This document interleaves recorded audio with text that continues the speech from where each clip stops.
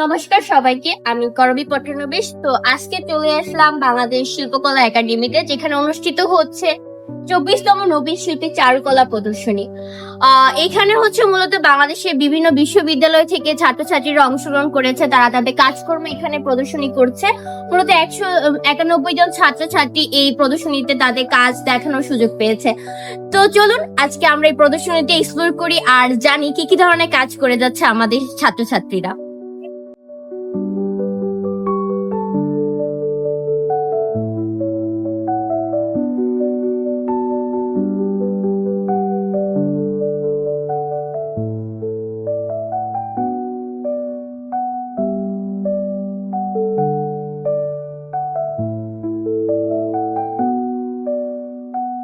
এই প্রদর্শনীতে ঢোকার পরে এই শিল্পকর্মটি আমার চোখে পড়লো, যার নাম দিয়েছে আর্টিস্ট লাইফ ইন প্লাস্টিক।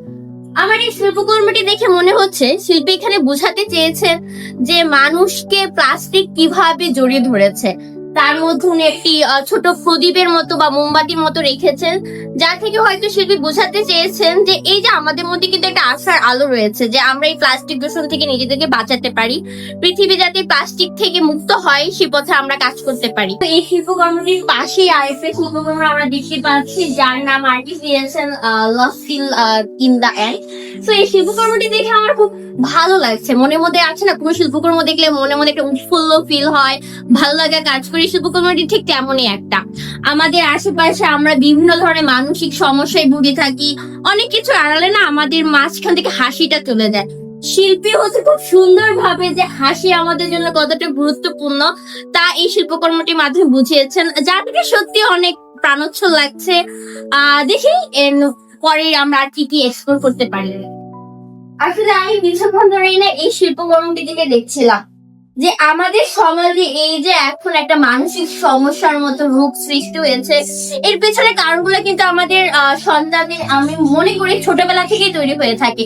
এই যে এখানে দেখানো হয়েছে যে মা বাবা একটা কোলাহল, এর মধ্যে এটা শিশুর উপরে কিভাবে ইফেক্ট ফেলে, আমার মনে হয় শিল্পকর্মের মাধ্যমে এই দিকটি ফুটে তুলতে হয়েছে। আমাদের সবারই উচিত আমাদের বাচ্চাদের সামনে বা শিশুদের সামনে এই ঝগড়া বিরহ থেকে দূরে থাকা, যার কারণে একটি সুস্থ সুন্দর স্বাভাবিক শিশু গড়ে উঠতে পারে। খুবই ভালো, এই শিল্পকর্মটি দেখে খুবই ভালো লাগছে। আমি অনেকক্ষণ এই প্রদর্শনীটি ঘোরার পর আমার সবচেয়ে বেশি যে শিল্পকর্মটি ভালো লেগেছে তা হলো এটি।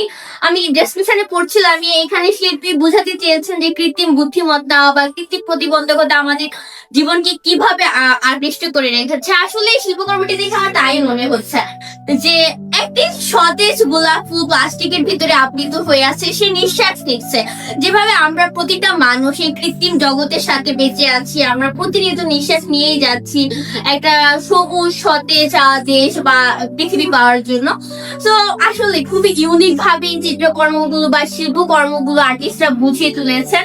তো সবাইকে ধন্যবাদ জানিয়ে আমি আজকে আমার এই পাঠটুকু এখানে শেষ করছি, কিন্তু কিছু শেষ হচ্ছে না। আপনাদের জন্য উন্মুক্ত থাকছে এই প্ল্যাটফর্মটি, আপনারা চাইলে ভিজিট করে যেতে পারেন। চলেন আমরা এক্সপ্লোর করি আর এর সাথে আমরা শেষ করছি। ধন্যবাদ সবাইকে।